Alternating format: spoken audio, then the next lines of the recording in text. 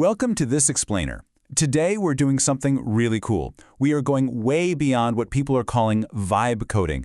We're actually going to look at a July 2026 build report by Aaron Rose over on Tech-Reader.Blog.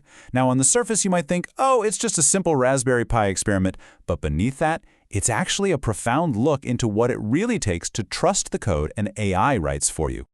Okay, let's dive into this, because this quote right here, this sets the entire foundation for what we're talking about today. Generating software is becoming routine. Evaluating software remains an engineering discipline. We really need to stop and think about that for a second. I mean, we're living in a time where getting an AI to just spit out a script takes, maybe 3 seconds? The whole novelty of AI writing code is completely wearing off. It's just expected now. But what Aaron Rose points out is that the real skill, the actual engineering discipline, doesn't lie in generating the code. It lies in the rigorous evaluation of that output. You know, this entire project is kind of a Trojan horse. If you just glance at the source article, it looks exactly like a basic run-of-the-mill tutorial on how to build a small maintenance utility for Raspberry Pi OS just to automate system updates. But Rose is very, very clear here. This is not a tutorial. It's a build report documenting a methodology. The goal isn't just to hand you a script so you can blindly copy and paste it. The real goal is to show you exactly how to prompt the AI, how to review the generated code, what you should change, and ultimately what you can learn. It's all about the engineering process, the whole shebang, not just the final product. So, to really understand this methodology, we have to look at the project's 4 simple design goals. First up, build a clean bash utility. Second, display a friendly terminal interface. Third, record everything in a log file. And fourth, and this is absolutely the most important one, review the generated code before running it. Honestly, the bash script itself wasn't even the interesting part. A script that stops if a command fails and fits on one screen, that's great and all, but the real meat of this project was step 4, that engineering workflow. And that brings us to a highly effective technique used in this project, the double prompt method. So the author's first prompt to ChatGPT was intentionally simple, right? And within seconds, boom, it produced a complete first draft. That became version 1. Now let's be real. A lot of people would just stop right there, copy the code and run it. But the real magic of this workflow happens after that first draft. Rather than executing the code immediately, the author tossed in a second prompt. Let's look at the stark contrast between these two phases. Prompt number 1 is the builder. Literally, build the script. It just leverages the AI's ability to act as a super fast developer. But prompt number 2, it flips the script entirely. It says, review the script. The author is basically asking the AI to step out of the role of the creator and into the shoes of a peer reviewer to critique its own output. Rose actually notes that this second prompt is at least as valuable as the first one. This is exactly where we transition from just generating software to actually evaluating it. And this brilliantly illustrates the AI's capability as an evaluator. When asked to critique its own work, the AI didn't just give a thumbs up, it provided a highly structured assessment. It looked at the overall design and decided, hey, that's clean and readable. It confirmed the safety for manual execution and highlighted that the error handling was solid, specifically pointing out that using set-e prevents the script from just blindly continuing after a failure. It even caught its own UX flaws. It suggested asking the user for confirmation before upgrading and laid out all these great ideas for future enhancements, like disk checks and a dry run mode. Now, none of these observations meant version 1 was broken, but they instantly provided a super clear roadmap for a much better version 2.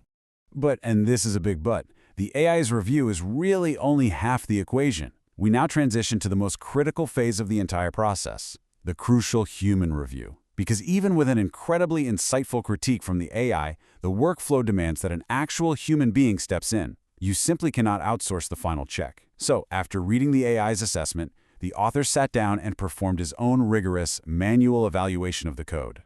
And he started by asking himself this very simple yet incredibly profound Socratic question. Do I understand every command? I really want you to think about that for a second. When was the last time you pasted a block of AI-generated code and genuinely asked yourself if you understood every single line? You see, this question forces a deliberate, careful pace. It acts as a hard stop against the reckless execution of unknown code. If your answer is no, you don't run it. Period. You go back, you research, or you just ask the AI to explain it until you do understand it. Actually, that first question was just the start. He pushed it even further. Is anything happening automatically that shouldn't be? Would I actually trust this script running in the background on a cron job? If things go completely sideways, does the log give me enough information to troubleshoot? And crucially, could someone else in the Raspberry Pi community actually look at this and understand what it's doing? This right here is exactly what a healthy, mature engineering mindset looks like. It's looking way beyond just immediate functionality. It's considering safety, automation, maintainability, and community readability. So with all those questions answered, it was finally time for the moment of truth, execution. The script was saved locally to the machine, it was made executable, and it was launched manually right from the terminal. And the vital takeaway here is that conscious choice to execute. The AI generated the code, sure, and the AI reviewed the code, but the human accepted the responsibility for actually running it. Just to give you a quick picture of the exact testing environment where this human-approved code was deployed, the script was run on a Raspberry Pi 5, the model with 8 GB of RAM, and it was running the Raspberry Pi OS Bookworm. It was executed via a manual terminal launch, and the status? Completely successful. By keeping the script simple, understandable, and incredibly well-reviewed, the execution phase went exactly as planned. No catastrophic system errors, no surprises. Now, one of the absolute standout features of this successful run was the output it generated. The author actually notes that one of his favorite additions to the script was the automatic logging. I know, adding a simple timestamp log file might seem like a pretty minor detail, but it entirely transforms a basic script into a mature utility. Think about it. It means that weeks or even months from now, if a package upgrade randomly breaks something on the Raspberry Pi, there is a clear, historical record of exactly what was updated and when. It literally makes troubleshooting exponentially easier. So the crucial point is the stark contrast between what the internet is calling vibe coding right now and a true documented engineering process.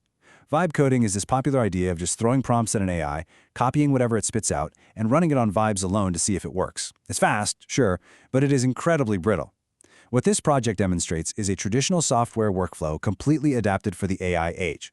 The prompts matter. That dual-layered review matters. The testing and the log files matter. But most of all, engineering judgment matters. Let's move to and see how this builds into the future. Because thanks to that rigorous review process, the author didn't just walk away with a working script. No, he walked away with a fully fleshed out roadmap. He was literally already designing version 2 before version 1 had even cooled off.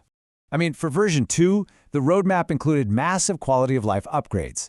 We're talking colored terminal outputs, pre-update internet and available disk space checks, and even detecting if a reboot is needed. It planned for a dry run mode, email notifications upon completion, and JSON log outputs. Each of these enhancements is pretty small on its own, but together, they turn a basic AI-generated maintenance script into a highly polished professional system utility. And remember, this roadmap only exists because time was taken to evaluate rather than just generate. Which leaves us with this final, vital question to close out our explainer today. The AI wrote a really useful first draft. The AI's self-review improved it. But who takes responsibility when you press enter? Ultimately, the human makes the final decision. In a world that is just overflowing with AI-generated code, it is the disciplined engineering workflow, the review, the understanding, the ownership that ultimately separates a risky experiment from reliable software. Thank you so much for joining me on this deep dive into the AI engineering workflow, and I'll leave you to ponder how you might apply this double prompt review method to your very own projects.